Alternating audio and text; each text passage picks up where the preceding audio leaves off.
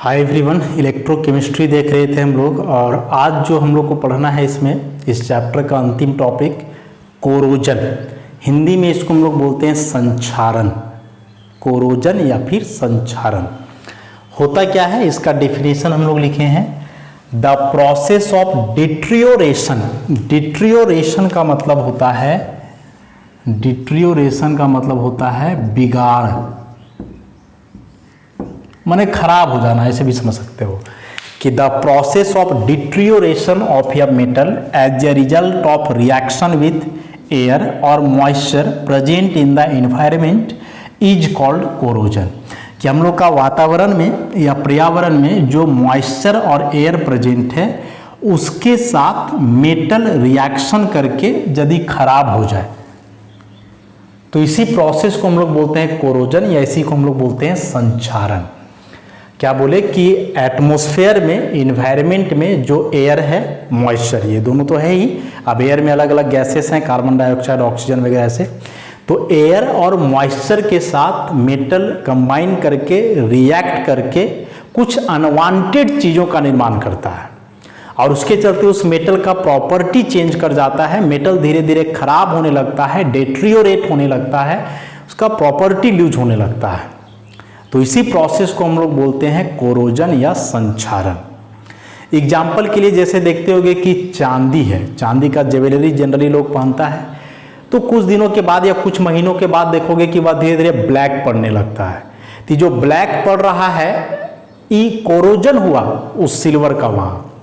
उसी प्रकार से तांबा का बर्तन देखोगे, कॉपर का, तो उसमें ग्रीन कोटिंग, हरा कलर का जो है कहीं कहीं धब्बा या दाग लगने लगता है, तो वो भी कोरोजन हुआ। या फिर कुछ मेटल्स ऐसे होते हैं कि उसको बाहर में ऐसे ही खुला छोड़ दोगे तो उसका लस्टर धीरे धीरे लूज होने लगता है, धीरे धीरे लस्टर उसका खत्म होने लगता है, चमक धीरे धीरे गायब होने लगता है, तो वो भी जो है कोरोजन है। और इसका सबसे कॉमन और मोस्ट इम्पॉर्टेंट एग्जाम्पल जो है लोहे में जंग लगना। लोहा को वैसे ही तो हम लोग देखते हैं कि बाहर में इन्वायरमेंट में जो है कहीं भी देख सकते हो कि लोहा फेंका हुआ है, कहीं रॉड है तो कहीं और कुछ है। तो नया रहता है तो उस समय उसका लस्टर अलग होता है, लेकिन वैसे ही इन्वायरमेंट में कहीं उसको छोड़ दिया गया है तो देखोगे कुछ दिन के बाद उसमें जंग लग जाता है। या घर में भी जो है लोहा होता है, लोहा का कील होता है, चाहे खिड़की में लगा हुआ है रॉड वगैरह, तो पेंट वगैरह किया हुआ है तो ठीक, और नहीं किया हुआ है तो देखोगे कि उसमें कुछ दिन के बाद जो है जंग लग जाता है। तो लोहे में जंग लगना कोरोजन का एक मोस्ट इम्पॉर्टेंट एग्जाम्पल है। तो कोरोजन हुआ क्या, तो एटमॉस्फेरिक गैसेस या मॉइस्चर के साथ यदि कोई मेटल रिएक्शन करके अपना प्रॉपर्टी लूज करे, उसका प्रॉपर्टी बिगड़ जाए, खराब हो जाए मेटल, तो कहलाता है कोरोजन। और कोरोजन का अलग अलग एग्जाम्पल दिए कि जैसे चांदी का ब्लैक होना धीरे धीरे, कॉपर में ग्रीन कोटिंग आना, कुछ मेटल्स का चमक गायब होना, जैसे स्टील वगैरह का बर्तन होता है कि धीरे धीरे उसका चमक गायब होते जाएगा, तो कोरोजन के चलते होता है। या फिर मोस्ट कॉमन एग्जांपल लोहे में जंग लगना, रस्टिंग ऑफ आयरन। तो ये सभी कोरोजन के जो है कुछ इंपॉर्टेंट एग्जाम्पल्स हुए। तो कोरोजन क्या है, एग्जाम्पल हम लोग देखें। अब कोरोजन को प्रभावित करने वाले कुछ फैक्टर्स हैं। जैसे देखोगे कि कभी जंग बहुत ज़्यादा लग जाता है, कभी जंग लगने में समय लगता है, तो वैसे कौन से फैक्टर्स हैं जो कोरोजन को प्रभावित करते हैं, उसी को हम लोग समझेंगे। सबसे पहला उसमें आता है रिएक्टिविटी ऑफ मेटल। तो reactivity of metal is directly proportional to corrosion. Metal जितना ज़्यादा रिएक्टिव होगा उसका कोरोजन उतना ही जल्दी होगा। हम लोग क्या लिखें, कोरोजन कब होता है, जब मेटल रिएक्ट करता है, मेटल जो है रिएक्ट करता है मॉइस्चर या एयर से। तो मेटल जितना जल्दी रिएक्शन करेगा उतना जल्दी कोरोजन होगा। अब मेटल का रिएक्टिविटी हम लोग इलेक्ट्रोकेमिकल सीरीज में पढ़े हैं कि कौन सा मेटल ज़्यादा रिएक्टिव है या कौन सा मेटल कम रिएक्टिव है। तो मेटल का रिएक्टिविटी जितना अधिक होता है उसका कोरोजन उतना ही आसानी से होता है, क्योंकि वह मेटल उतना ही आसानी से रिएक्शन करेगा मॉइस्चर के साथ या एयर के साथ। कोरोजन तब होता है ना जब एयर या मॉइस्चर के साथ रिएक्शन हो, और ई तब होगा जब मेटल का रिएक्टिविटी हाई हो। तो जितना ज़्यादा मेटल का रिएक्टिविटी होगा कोरोजन उतना ही आसानी से। अगला है प्रेजेंस ऑफ इलेक्ट्रोलाइट। तो इलेक्ट्रोलाइट क्या हुआ, तो इलेक्ट्रोलाइट इस केस में जो है यही सब रहता है, मॉइस्चर, एयर वगैरह, या फिर हो सकता है कि इसमें कोई सॉल्ट वगैरह डिजॉल्व रहे। ऐसा एग्जाम्पल के लिए कि एक नॉर्मल वाटर जो होता है नल का पानी या कुआं का पानी, और एक है समुद्र का पानी। हम लोग सबको ही जानते हैं कि समुद्र का पानी में बहुत सारे सॉल्ट डिजॉल्व रहते हैं, तो वे सॉल्ट जो है वो काम करेंगे किसका, इलेक्ट्रोलाइट का। तो कोई कील है लोहे का, उस लोहे के कील को एक नॉर्मल वाटर में डुबाओ और एक जो समुद्र वाला पानी है उसमें डुबाओ, देखो कि पहले किसमें जो है कोरोजन होता है। तो समुद्र वाला पानी के संपर्क में आने से उसका कोरोजन जल्दी होगा, क्योंकि उस समुद्र वाला पानी में सॉल्ट डिजॉल्व है, इलेक्ट्रोलाइट डिजॉल्व है, और इलेक्ट्रोलाइट प्रेजेंट होने के चलते कोरोजन का रेट क्या होता है, इंक्रीज कर जाता है, कोरोजन तेजी से होता है। प्रेजेंस ऑफ प्रोटेक्टिव कोटिंग, मतलब जैसे कोई मेटल है, वो मेटल के ऊपर आप ऑयल लगा दिए या पेंट कर दिए, तो ऐसा करने से क्या होता है, कोरोजन का रेट घट जाता है। तो प्रोटेक्टिव कोटिंग का मतलब यही हुआ कि इस मेटल के सरफेस के ऊपर उसको कोई चीज़ से पेंट करके या कुछ वैसा चीज़ लगा दिए हो जो एयर या मॉइस्चर से प्रभावित ना हो, तो ऐसा करने से कोरोजन का रेट डिक्रीज करता है। और लास्ट में है पॉल्यूशन। पॉल्यूशन ज़्यादा रहने से कोरोजन जल्दी होता है। पॉल्यूशन हम लोग क्या जानते हैं, जो इन्वायरमेंटल पॉल्यूशन होता है या वाटर पॉल्यूशन होता है, तो इन्वायरमेंटल पॉल्यूशन में ये सब गैस होता है, NO2 है, तो सल्फर डाइऑक्साइड है। अब ये सब जब वाटर से कंबाइन करेगा H2O से, तो एसिड का फॉर्मेशन होगा, सल्फ्यूरस एसिड बनेगा, नाइट्रिक एसिड बनेगा, और ये सभी एसिड काम करेंगे इलेक्ट्रोलाइट का। और अभी हम लोग देखें कि इलेक्ट्रोलाइट प्रेजेंट होने के चलते कोरोजन का रेट क्या होता है, इंक्रीज कर जाता है, कोरोजन का रेट जो है वह बढ़ जाता है। तो कोरोजन क्या है, इसका एग्जाम्पल और कोरोजन को प्रभावित करने वाले कौन कौन से फैक्टर हुए। तो सबसे पहला मेटल का रिएक्टिविटी, कि जितना ज़्यादा मेटल रिएक्टिव होगा उतना जल्दी कोरोजन होगा। इलेक्ट्रोलाइट, मतलब यदि उस मॉइस्चर में, उस वाटर में कोई इलेक्ट्रोलाइट डिजॉल्व है, सॉल्ट है, कोई एसिड वगैरह है, तो वह भी कोरोजन के रेट को बढ़ा देता है। प्रोटेक्टिव कोटिंग, मतलब मेटल के ऊपर यदि कोई चीज़ से कोट किया हुआ है, ढका हुआ है, मेटल पेंट किया हुआ है या कोई वैसा चीज़ से वो ढका हुआ है जो जिस पर एयर या मॉइस्चर का प्रभाव ना पड़ता हो, तो वैसा करने से कोरोजन का रेट घटता है। और लास्ट में पॉल्यूशन है, कि पॉल्यूशन ज़्यादा होने से कोरोजन अधिक होता है, क्योंकि पॉल्यूशन में जो गैसेस होते हैं वे वाटर के साथ कंबाइन करके एसिड बनाते हैं, वे एसिड इलेक्ट्रोलाइट का काम करेंगे, और इलेक्ट्रोलाइट होने से कोरोजन का रेट जो है बढ़ता है। तो इस सब में से जो सबसे इंपॉर्टेंट है वह है रस्टिंग ऑफ आयरन, और उसी रस्टिंग ऑफ आयरन को जो है हम लोग डिटेल में पढ़ेंगे। तो रस्टिंग ऑफ आयरन को डिटेल में पढ़ने के लिए उसका मैकेनिज्म जानना होगा कि आखिर कैसे लोहे में जंग लगता है, केमिकली इसको हम लोग कैसे समझेंगे। तो उसी के लिए उधर हेडिंग दिए हैं, electrochemical theory of rusting. Electrochemical theory of rusting क्या बोलता है, ऐसा माना जाता है कि जैसे मान के चलो कि लोहे में जो जंग लगता है, तो लोहा का जो सरफेस होता है वह नॉन यूनिफॉर्म होता है, माने उबड़ खाबड़ टाइप का रहता है, और उसमें जो इम्प्योरिटी प्रेजेंट रहते हैं, वे इम्प्योरिटी जो है वहाँ इलेक्ट्रिकल सेल्स का निर्माण करते हैं, जिसको कोरोजन कपल्स बोला जाता है। और वह जो इलेक्ट्रिक सेल्स का निर्माण होता है मॉइस्चर के प्रेजेंस में, उस मॉइस्चर में जाहिर सी बात है ऑक्सीजन डिजॉल्व रहेगा, कार्बन डाइऑक्साइड डिजॉल्व रहेगा, ऐसा। और वो जो मॉइस्चर है वह कार्बन डाइऑक्साइड के साथ मिल करके एक इलेक्ट्रोलाइटिक सॉल्यूशन बनाता है, जो कि मेटल के सरफेस पे ही रहता है। जो कहाँ रहता है, मेटल के सरफेस पे ही रहता है। कैसे अब रिएक्शन होता है, जरा रिएक्शन को हम लोग समझने का प्रयास करेंगे। देखो यहाँ फिगर बनाए हैं, तो इस फिगर में हम लोग क्या देखेंगे, ई जो है पूरा, ई जो बड़ा सा बनाए हैं, ई मान लो आयरन है, लोहा का एक टुकड़ा, और ई जो है इसका नॉन यूनिफॉर्म सरफेस, माने पूरा स्मूथ नहीं है, उबड़ खाबड़ है, नॉन यूनिफॉर्म सरफेस। और मान लो कि इस सरफेस जो है वहाँ एक मॉइस्चर का एक ड्रॉप है, ये मॉइस्चर का एक ड्रॉप माने पानी समझ लो, पानी का एक बूंद जो है वहाँ गिरा हुआ है, मॉइस्चर है।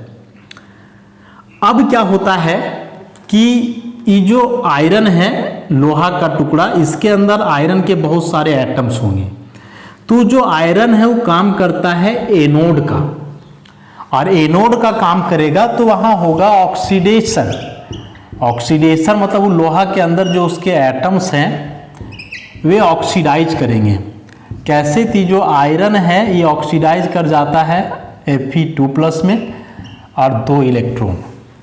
अभी जो Fe2+ है वो तो चलो यही रहेगा, लेकिन ये जो 2 इलेक्ट्रॉन हैं, ये 2 इलेक्ट्रॉन मूव होकर के दूसरे इंड की तरफ आते हैं और ये जो दूसरा इंड है इसका वो काम करता है किसका, कैथोड का। और अब कैथोड पे क्या रिएक्शन होता है जरा उसको हम लोग देखते हैं। एट कैथोड देखो, यहां जो मॉइस्चर है वाटर ड्रॉपलेट, इस मॉइस्चर में केवल H2O नहीं है, H2O है, इसमें ऑक्सीजन गैस है, इसमें कार्बन डाइऑक्साइड गैस है, ऐसे अलग अलग गैसेस भी जो है डिजॉल्व्ड है उस मॉइस्चर में। तो क्या होगा यहाँ, सबसे पहले ये जो H2O है वो कार्बन डाइऑक्साइड से कंबाइन करके बनाएगा H2CO3। This is carbonic acid, ये एक एसिड है। कार्बोनिक एसिड एक वीक एसिड होता है। अब चूंकि यह एक एसिड है तो डिसोसिएट होकर के जाहिर सी बात है कि हाइड्रोजन आयन देगा। तो ये जो कार्बोनिक एसिड है ये डिसोसिएट करके जो है ऐसे H+ plus SCO3-। Weak acid है तो पूरा डिसोसिएशन नहीं होगा। अब जो यहाँ से H+ आयन बनता है, यही H+ आयन इलेक्ट्रॉन गेन करके कन्वर्ट हो जाएगा H में। समझे बात को, क्या बोले सो? सबसे पहले कैथोड जो यहाँ मॉइस्चर लिए हैं तो इसमें H2O है, O2 है, CO2 है। तो H2O और CO2 पहले कंबाइन करके बनाता है carbonic acid. Carbonic acid acid है तो डिसोसिएट होकर के देगा H+, और यही H+ आयन जो इधर से इलेक्ट्रॉन जा रहा है उसको गेन करके बदल जाएगा किसमें, H में। अभी जो H है, ये H क्या करेगा, ऑक्सीजन से कंबाइन करके बदल जाएगा H2O में। ऐसा ये जो H है वो H क्या करेगा, ऑक्सीजन से कंबाइन करके बदल जाएगा किसमें, H2O में। तो वही जो यहाँ रिएक्शन लिखे हैं कैथोड का डायरेक्ट लिखे हैं, 4H+ plus O2 plus 2 electron से बन गया 2H2O। लेकिन ये H+ कहाँ से आया, O2 कहाँ से आया, इसी को यहाँ डिटेल किया गया है कि सबसे पहले H2O CO2 से कंबाइन करके एसिड बनाता है, एसिड H+ देता है, वही H+ इलेक्ट्रॉन गेन करके H में बदलता है, तब वह H ऑक्सीजन से कंबाइन करके बदल जाता है किसमें, H2O में। तो ये जो है एनोड और कैथोड के अलग अलग रिएक्शंस हुए। ओवरऑल यदि इसको एक साथ लिखोगे तो एनोड का रिएक्शन तो हम लोग लिख ही चुके हैं, कैथोड का बस अब एक सिंगल रिएक्शन लिखेंगे। इसका जो एनोड पे रिएक्शन हुआ, आयरन जो Fe2+ में ऑक्सीडाइज हो रहा है, तो इसके इलेक्ट्रोड पोटेंशियल का वैल्यू कितना होता है, इलेक्ट्रोड पोटेंशियल होता है -0.44 वोल्ट। और कैथोड पे ओवरऑल रिएक्शन क्या हुआ, जो उधर लिखे हैं 4H+ plus O2 plus 4H+ plus O2 plus 4 electron, 4 electrons involve होंगे इसमें। तो ये मिल करके बनाएगा क्या, 2H2O ऐसे। और इसका जो इलेक्ट्रोड पोटेंशियल का वैल्यू होता है कितना होता है, +1.23 वोल्ट। इलेक्ट्रोड पोटेंशियल यहाँ पे हुआ +1.23 वोल्ट। ऐसा रिएक्शन होता है ओवरऑल। अब इसको यदि जोड़ोगे तो बैलेंस करने के लिए यहाँ 2 है, यहाँ 4 है, तो पूरा को 2 से मल्टीप्लाई करेंगे तो यहाँ क्या हो जाएगा, 2Fe plus 4H plus O2, इधर बनेगा 2Fe डबल प्लस 2H2O। इसको हम लोग बोलते हैं फेरस आयन। ऑक्सीडेशन रिडक्शन यहाँ हो रहा है, आयरन का ऑक्सीडेशन नंबर 0 है, यहाँ +2 है, तो इसका हुआ ऑक्सीडेशन। और ऑक्सीजन का यहाँ 0 है, यहाँ -2 हो गया, तो ऑक्सीजन का हो गया यहाँ रिडक्शन। ऐसे तो आयरन का ऑक्सीडेशन और ऑक्सीजन का क्या हुआ, रिडक्शन। अब क्या होता है कि जो फेरस आयन है, ई फेरस आयन फिर से ऑक्सीडाइज कर जाता है फेरिक आयन में। देखो ये जो फेरस आयन है, तो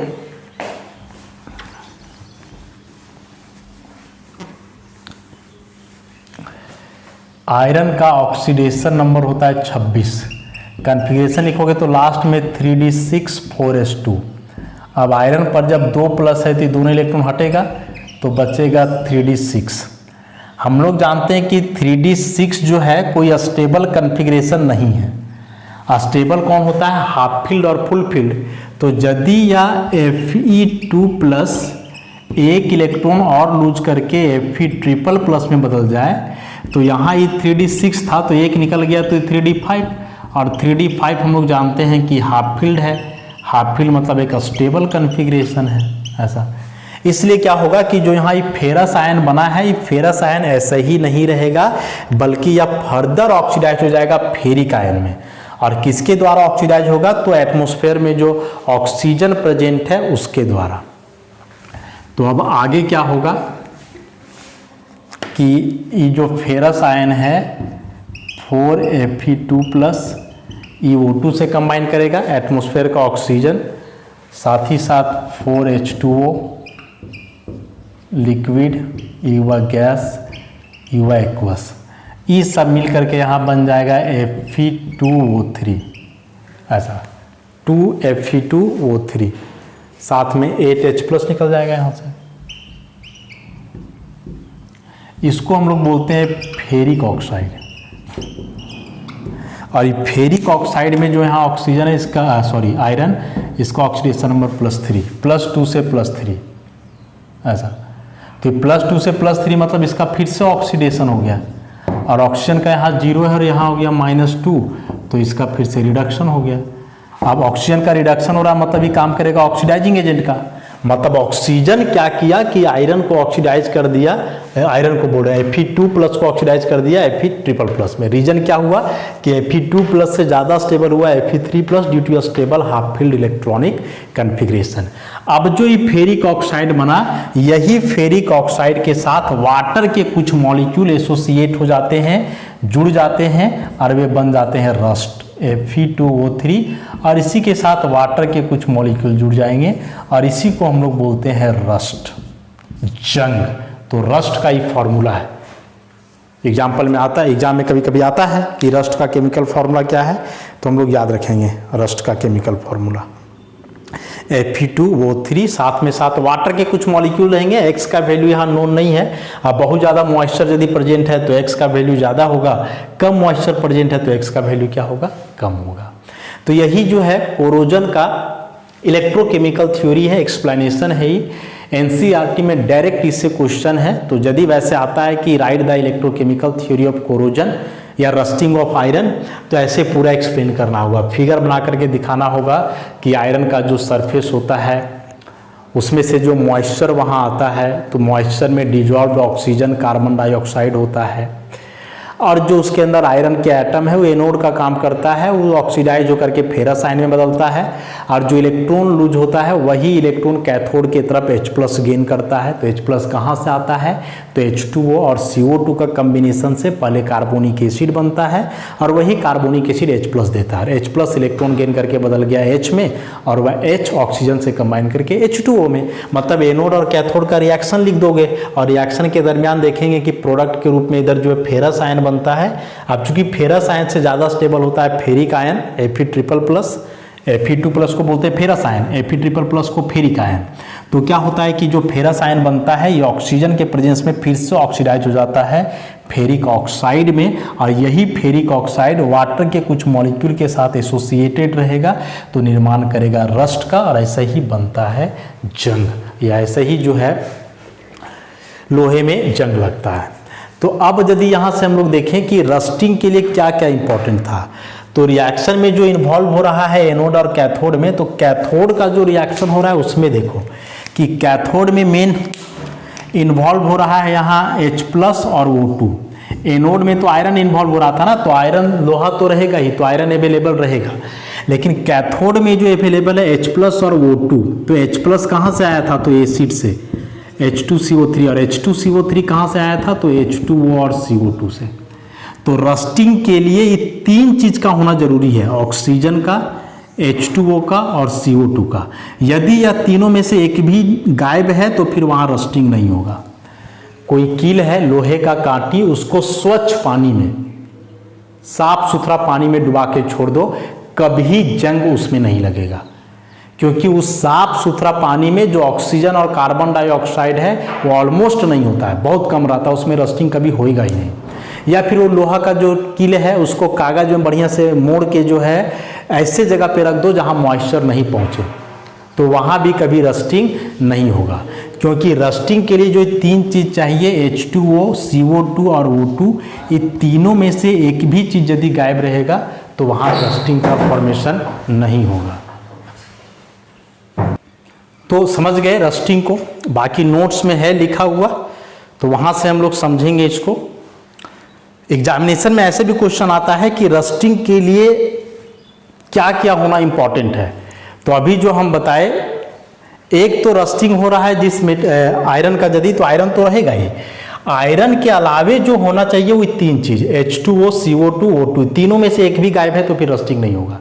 इसलिए बताया कि रस्टिंग वैसे ही जगह होता है, लोहे में जंग तभी लगेगा जब ये तीनों प्रेजेंट हो, ऑक्सीजन, वाटर मतलब मॉइस्चर और carbon dioxide.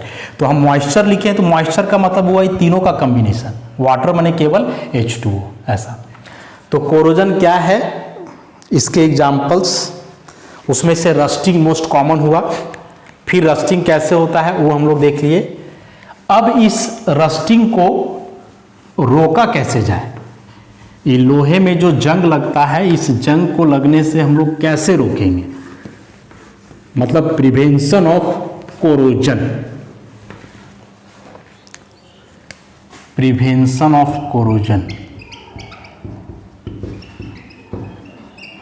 Prevention of corrosion. कई उपाय हैं कोरोजन रोकने के लिए।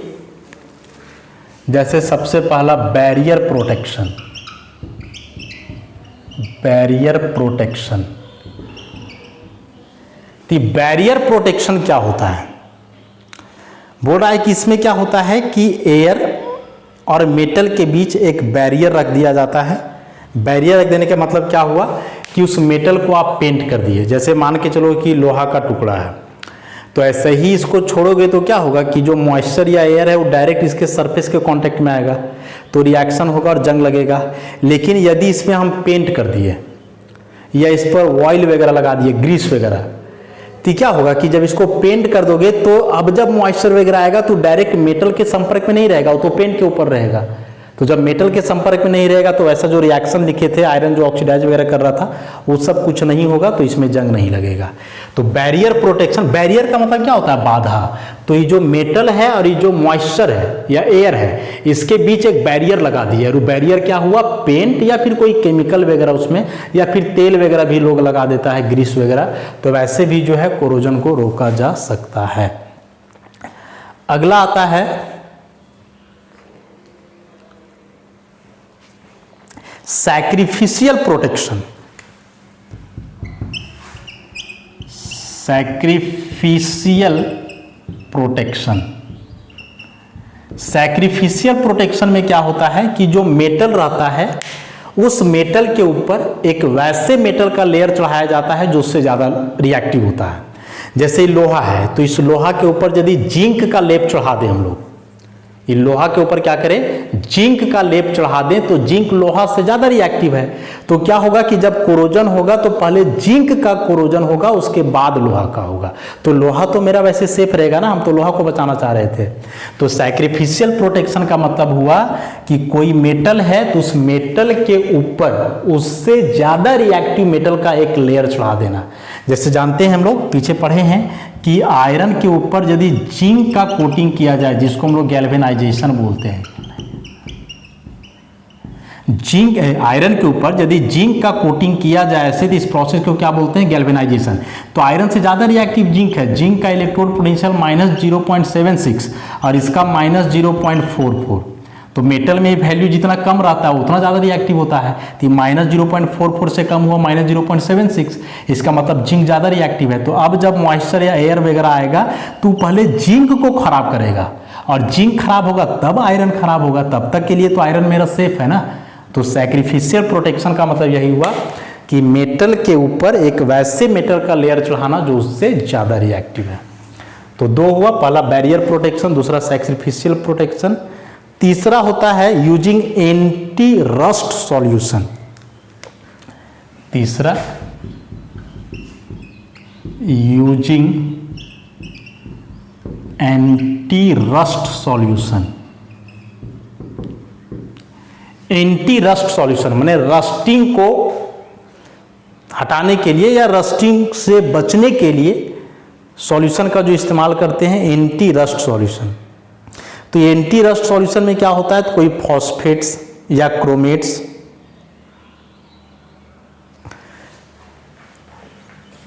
एंटी रस्ट सॉल्यूशन में जो है अल्कली मेटल के फॉस्फेट्स या कार्बोनेट्स इस प्रकार के जो है सॉल्यूशन होते हैं। जैसे मान लो कि पोटासियम फॉस्फेट है। अब क्या होगा कि पोटासियम फॉस्फेट यदि आएगा वाटर के संपर्क में तो ये बनाएगा पोटासियम हाइड्रोक्साइड और साथ ही साथ बनेगा फॉस्फोरिक एसिड। अब जो पोटासियम हाइड्रोक्साइड बना है ये तो बेस है, ये क्या देगा, OH माइनस देगा। तो अब ई दिया OH माइनस, और जब जंग लगेगा तो बताए थे कि जंग लगने में बनता है H+ आयन एसिड से। तो ये H+ आयन और OH माइनस आयन मिल करके तो दोनों न्यूट्रल हो जाएगा। न्यूट्रल हो जाएगा मतलब रस्टिंग के लिए जो H+ आयन जरूरी था एसिडिक नेचर वाला, तो ये H+ आयन बनेगा लेकिन उस H+ आयन को बर्बाद कर देगा जो इधर से हम लोग एंटी रस्ट सॉल्यूशन इस्तेमाल करते हो। तो जब H+ आयन वहां रहेगा ही नहीं तो फिर रस्टिंग आगे नहीं बढ़ेगा। तो एंटी रस्ट सॉल्यूशन मतलब जो रस्टिंग को रोके उसके लिए कुछ सॉल्यूशन होते हैं। क्या होते हैं, तो अल्कली मेटल के फॉस्फेट या कार्बोनेट या क्रोमेट्स भी हो सकते हैं, क्रोमेट्स भी हो सकते हैं। तो जैसे PO4 को फॉस्फेट बोलते हैं, पोटासियम फॉस्फेट हुआ। तो पोटासियम फॉस्फेट का यदि सॉल्यूशन है तो पोटासियम फॉस्फेट को वाटर में डिजोल्व करोगे तो ये पोटासियम हाइड्रोक्साइड और फॉस्फोरिक एसिड बनेगा। पोटासियम हाइड्रोक्साइड स्ट्रॉन्ग बेस है तो ये OH माइनस देगा और यही OH माइनस रस्टिंग के दरमियान जो H+ बनता है उसको खत्म कर देगा, और जब ये H+ नहीं रहेगा तो रस्टिंग आगे नहीं बढ़ेगा। तो यही हुआ एंटी रस्ट सॉल्यूशन का इस्तेमाल। और एक लास्ट में है एलॉय फॉर्मेशन, मिश्र धातु का निर्माण। एलॉय फॉर्मेशन, मिश्र धातु का निर्माण।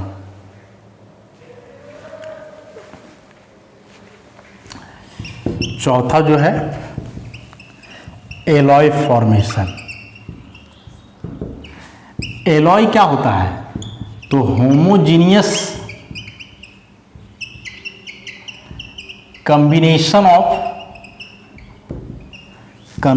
ऑफ 2 और मोर मेटल्स, 2 या अधिक मेटल का होमोजीनियस कॉम्बिनेशन कहलाता है एलॉय।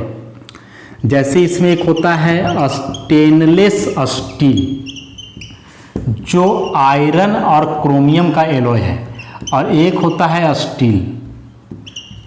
तो ये स्टील में आयरन और कार्बन होता है, अंतर है। आयरन और कार्बन का कॉम्बिनेशन कहलाता है स्टील, या एक एलॉय नहीं है बल्कि इसको बोलते हैं इंटरस्टिशियल कंपाउंड। और एक होता है स्टेनलेस स्टील जो आयरन और क्रोमियम का एलॉय है। 2 मेटल का कॉम्बिनेशन को एलॉय बोलते हैं। तो यहाँ आयरन मेटल है लेकिन कार्बन तो नॉन मेटल है, तो ऐसे मेटल और नॉन मेटल का कॉम्बिनेशन को इंटरस्टिशियल कंपाउंड और 2 मेटल के कॉम्बिनेशन को बोलते हैं एलॉय। तो होता क्या है कि एलॉय का फॉर्मेशन होने से रिएक्टिविटी मेटल का डिक्रीज कर जाता है। मतलब एक प्योर आयरन लो और दूसरा स्टेनलेस स्टील लो, तो स्टेनलेस स्टील में अब वो आयरन प्योर नहीं रहा, उसके साथ क्रोमियम मिल गया। तो ऐसे जब मेटल का कॉम्बिनेशन होता है, एलॉय बनता है, तो उस दरमियान मेटल का रिएक्टिविटी डिक्रीज कर जाता है, घट जाता है। तो जब एलॉय फॉर्मेशन करोगे तो मेटल का रिएक्टिविटी घटेगा, और मेटल का रिएक्टिविटी घटेगा तो जो कोरोजन का टेंडेंसी है या कोरोजन का रेट है वो भी क्या होगा, डिक्रीज कर जाएगा। इसका मतलब कि एक स्टेनलेस स्टील है और एक प्योर आयरन है, तो दोनों में से पहले जंग किस में लगेगा, प्योर आयरन में। ये जो स्टेनलेस स्टील है ये जल्दी खराब नहीं होगा, क्योंकि इसमें जो क्रोमियम मिला थी, मिलने के चलते आयरन का रिएक्टिविटी अब घट गया, और रिएक्टिविटी घटने से रेट ऑफ कोरोजन भी डिक्रीज कर गया। तो कोरोजन क्या है, कितने प्रकार का हुआ, कैसे होता है, कौन कौन से फैक्टर इसको प्रभावित करते हैं और किस प्रकार से इससे बचा जा सकता है, इन सारी चीज़ों के बारे में हम लोग डिटेल में देखें। नोट्स में लाइन बाय लाइन है, बढ़िया से आप लोग पढ़ोगे। तो इस तरह से जो है यहाँ यूनिट जो है इलेक्ट्रोकेमिस्ट्री समाप्त होता है। थ्योरिटिकली बीच बीच में कुछ न्यूमेरिकल्स भी हम लोग बनाए, सफिशिएंट जितना होना चाहिए था। तो इतना पूरा जो है थ्योरी कंप्लीट करने के बाद जो है एनसीईआरटी का सारा प्रॉब्लम्स और वहाँ से बच जाता है यदि, तो फिर एनएन सिन्हा का प्रॉब्लम बनाने का प्रयास करोगे और जो दिक्कत होगा फिर हमसे संपर्क करोगे तो उसको बताएंगे। मतलब यूनिट आज यहाँ समाप्त होता है, इसके बाद फिर कोई नया यूनिट देखते हैं हम लोग शुरू करेंगे। तो अच्छे से पढ़ोगे। धन्यवाद।